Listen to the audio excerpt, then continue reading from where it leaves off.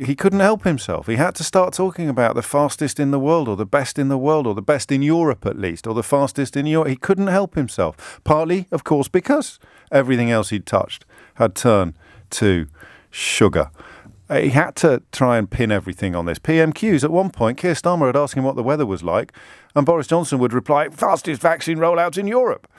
Keir Starmer had asked him what the capital of Peru was, and Boris Johnson had answered, we've had the fastest vaccine rollout. It was getting comical at one point. Do you remember when we actually predicted it, and then he popped up and almost every question he answered managed to reference the fact that our vaccine rollout was really, really good, which it was. No one is pretending otherwise. Let's make that clear at every corner. So, if this was an Olympic race, shall we say the 800 metres, right? We came out of the blocks first. I like the 800 metres because it's in between a middle distance and a sprint, isn't it? And as time goes by, you know, it seems almost to be closer to the 400 now than it is to the 1500. That's not an open debate, by the way. Don't at me with your views on the comparative qualities of the 400, the 800 and the 1500. But I'm going for the 800 metres. And we were streets ahead of everybody else after the starting pistol was fired. Out of the blocks like Usain Bolt, okay?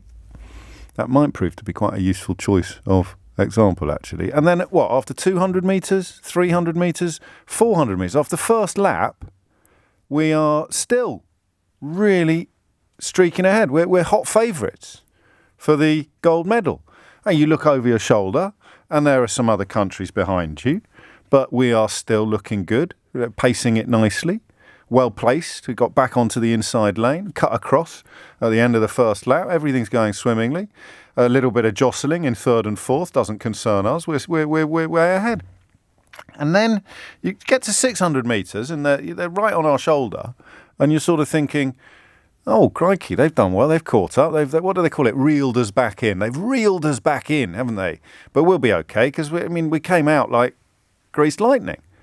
We just need to find that gear again. We just need to put the old pedal to the metal. And we're off.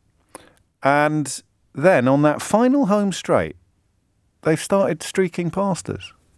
And all I want to know today is why. It's a shame in the sense that it's deprived the Prime Minister of the one thing he could portray as a win, but it was a shame that we ever started talking about it in the context of wins, and that sadly is down to Brexit, of course. He had to try to portray it as something that was a result of that ridiculous decision taken in 2016. We now know that it wasn't. We now know that membership of the European Union had absolutely nothing to do with our freedom to pursue an independent vaccine procurement policy. That's a matter of record, not opinion. It's a matter of fact, not a view. And we also know, of course, that when we were undertaking the epically successful procurement process, it was during the transition period. So we were still subject to all of the rules and regulations that come with EU membership. But that doesn't matter. Let him have his moment in the sun. I want to know what happened to the sun. I genuinely will take any answers on this. The obvious, the less obvious, perhaps not the tinfoil hat. We'll see how things go. But why have we slowed down? And it must be linked, mustn't it? I said I was going to start the programme by doing a bit of knitting today. It must also be linked. There must be a link to the rather troubling story today that 1/5 or 20% of COVID hospitalisations are now people under the age of 35. I haven't got the breakdown on how vaccinated they were or weren't, but we do know that that's precisely the cohort that we are worried are not getting vaccinated enough. So that's going to be part of the answer. Is it the entire answer? It might be, but I need you to tell me. Why have we been overtaken by various countries? So if you look at the countries that have had the percentage of the population who have received at least one vaccine dose, just in Europe, forget about countries outside Europe, we're behind Malta, we're behind Denmark, we're behind the Netherlands, we're behind Portugal, and we're now behind Spain.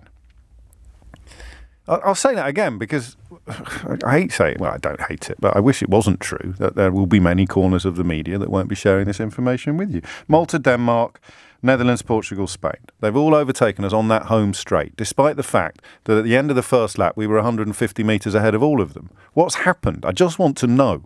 0345 60 973. Special mention to all the people texting me to point out that athletes don't use starting blocks in the 800 metres.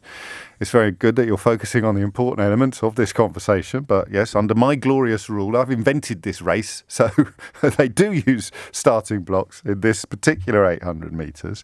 How have we been overtaken in the home straight by countries that we were streets ahead of for the entire first lap? 0345 60 60973. And then if you look at the other measure, the fully vaccinated, as opposed to the percentage of the population that have had just one